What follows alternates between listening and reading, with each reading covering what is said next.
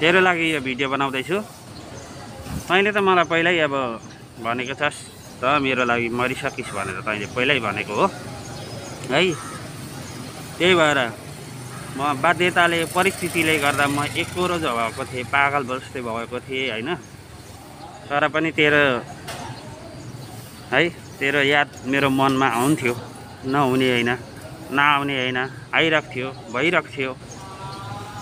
तर पनि म एकरो पागल झै भएको थिएँ त्यो बेलामा। बाध्यताले, रहरले त होइन, बाध्यताले परेको थिएँ। र तँलाई मैले सानो सानो कुराहरू पनि सबै कुराहरू सेयर गरेको थिएँ। तँलाई हरेक कुराहरू मैले नराटिकन भनेको थिएँ होइन। तर पनि तैँले बुझिनस् है, बुझिनस्। र मलाई समस्या परेको बेलामा तैँले मेरो बेइज्जत गरिस् है, मेरो बेइज्जत गर्न गइस्, केही छैन। तर बेइज्जत गर्न जाँदाखेरि तँलाई मैले भनेको सबै कुराहरू त्यहाँ प्रष्ट भनेको भए हुन्थ्यो। तर तैँले केही कुरा पनि भनिनस् त्यहाँ। मैले जति कुराहरू भने तैँले त्यो कुराहरू केही पनि भनिनस् त्यहाँ है। केही कुरा भनिनस्, मेरो बेइज्जत मात्रै गराइस्, त्यति मात्रै हो, अरू केही पनि होइन। र त्यही भएर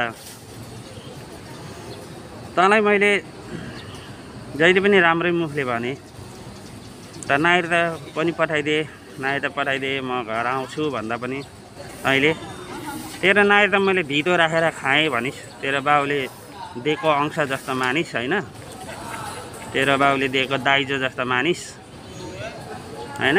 मैले तँलाई खुदै पनि भने तेरो बाउले दिएको दाइजो हो र भनेर मैले भने होइन, तँलाई मैले भने। त्यही भएर अहिलेसम्म पनि मेरो मनमा तेरो थियो, यादहरू छ होइन। तँलाई म सम्झिन्छु हरेक पल। तर तैँले अलिकति देखाइस् होइन। त्यही भएर म तसँग त्यति अहिले म बोल्दिनँ, थाहा छ म बोल्दिनँ पनि। अब बोल्दिनँ पनि। र मेन कुरा अब तैँले पहिल्यै मलाई भनेको छस् मेरो लागि त मरिसकिस् भनेको छस्। र मेरो मनमा त मरेको थिइनस्। तेरो मनमा म मरे पनि मेरो मनमा त मरेको थिइनस् होइन। मैले आफ्नो मना खुसीले अब त्यसरी हिँड्ने यताउता गर्ने भएको भए तँलाई म कुनै कुराहरू पनि सेयर गर्ने थिइनँ, एउटा कुरा पनि भन्ने थिइनँ तँलाई। सबै झुट बोल्थेँ। तर मैले सत्य सत्य बोलेँ भने। र अब यो मेरो भिडियो एकदम तेरो जीवन मेरो जीवनको अन्तिम भिडियो हो। त्यसैले तैँले जसरी भनिस् मलाई मेरो लागि त मरिस् भनिस्, त्यसरी नै अब मेरो पनि सुन। तैँले अस्ति ब्लग गरिस्, जब ब्लग गरिस् तबदेखि त पनि मरिस् मेरो लागि, बुझिस्। त पनि मरिसकिस्। आइन्दादेखि आजबाट उपरान्त त मेरो जीवनमा कुनै हालतमा हुने छैनस् र म तेरो जीवनमा कुनै हालत हुने छैन, बुझिराख, राम्रोसँगले सुन। र आजदेखि जब ब्लग गरिस् तबदेखि त मेरो लागि मरिस्। तेरो लागि त म पहिल्यै मरेको हो, पहिल्यै मरिसक्यो। काचकिरा गरिस् कि गरिनस् थाहा छैन मलाई, जुठो बारिस् कि बारिनस् थाहा छैन मलाई। तर खुद अब म मर्दा पनि मेरो लास तैँले छुनु पनि पर्दैन र मेरो लागि तैँले एक छाक नुन पनि छोड्नु पर्दैन, मेरो काचक्रिया पनि तैँले गर्नु पर्दैन। यति कुरा याद राख है। तैँले मेरो लास छुनु पर्दैन, नछु, मेरो लास नछु, मेरो जुठो तैँले नबार, बुझिस्। मेरो काचक्रिया तैँले गर्नु पर्दैन, बुझिस्। र म तेरो लासतिर फर्केर पनि हेर्दिनँ, बुझिस्। तेरो लासतिर फर्केर पनि हेर्दिनँ। त मरेको दिन म तेरो जुठो पनि बार्दिनँ, नुन पनि छोड्दिनँ, याद राख है। त्यही भएर आजदेखि उपरान्त त जेसुकै गर, मलाई मतलब छैन। जोसँग जा, जेसुकै गर, जतासुकै जा, त्यो मलाई मतलब छैन अब, बुझिस्। तेरो जिन्दगीमा इन्टरफेयर गर्दैन है। त जेसुकै गर, मलाई मतलब छैन। तेरो जिन्दगीमा कहिल्यै इन्टरफेयर गर्दिनँ। र मेरो जिन्दगीमा पनि तैँले कुनै इन्टरफेयर गरेर अगाडि आउन पाउँदैनस्। मैले सिधै भनिदिएको छु, यत्रो दुनियाँको सामु तँलाई म भन्दैछु है, पब्लिकको सामु। आजबाट तेरो लास कुहियोस् मलाई मतलब छैन, म छुँदैन, तेरो लासै छुँदैन, म तेरो लासतिर फर्केर पनि हेर्दिनँ र मेरो लास पनि फर्केर तैँले नहेर, छुँदा पनि नछु। तैँले छाक जुठो पनि बार्नु पर्दैन, म पनि बार्दिनँ। र त्यही भएर म तँलाई सिधासिधी कुरा यहीँबाट क्लियर गराउँछु। त्यही भएर तेरो जिन्दगीमा जे गर मलाई मतलब छैन, तेरो म जिन्दगीमा इन्टरफेयर गरेर अगाडि आउँदिनँ है, तेरो अगाडि म बाधा बनेर अगाडि आउँदिनँ। र मेरो जीवनमा पनि अब त कहिले पनि बाधा बनेर आइज या माया बनेर आइज, जेसुकै बनेर जिन्दगीमा कहिले पनि नआइज है। म तेरो जीवनमा कहिले आउँदैन। सायद म घर फर्किन्छु या फर्किन्न त्यो मलाई थाहा छैन, या म तँभन्दा पहिला मरौँला या म बाउभन्दा पहिला मरौँला, आमाभन्दा पहिला मरौँला, त्यो मलाई पनि थाहा छैन है।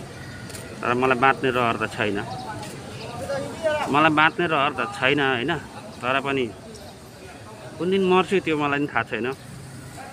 म बाउआमा पहिले भन्दा पहिला मर्छु कि तँभन्दा पहिला मर्छु कि या के हो कस्तो मलाई केही थाहा छैन।